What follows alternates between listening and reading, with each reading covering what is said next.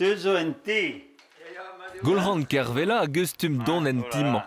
Abaoe arboazanter et te ingal da Arvorik FM. En rolet vegantan, an dan e velo a skrive vid ar gaz eten ya.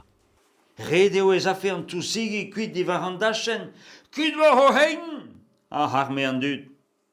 Bep zun e laka e voez war unan deus edestennoù. Trao a bep seurt, historioù fentust pe drist, e jinet pendaben pe dennet deus a helleier. Evel ez an evel zivea, gweslet da ger intron al land. Pe adra da zevel vir krouidigez kin gomz.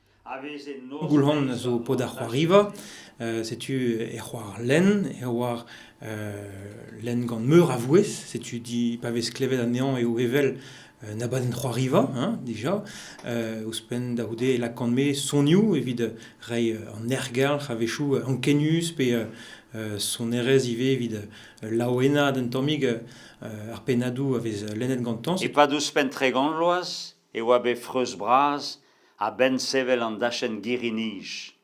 Laouane Gulhan kervela o kinnig ar vech ar zun penoz e ar bed. Historioù da lenner journal a da jilaouer radio.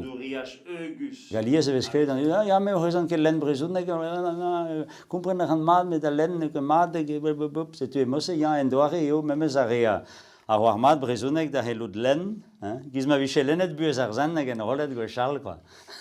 An dud a zes ket mosse len di var a vouezier, quoi. Setu a gouspenze evit ar rezo teski, ez eus kalz a dud bremañ o teski, rediaomant gre gossor, a glaskier danvez per dra da glevet a da len, quoi.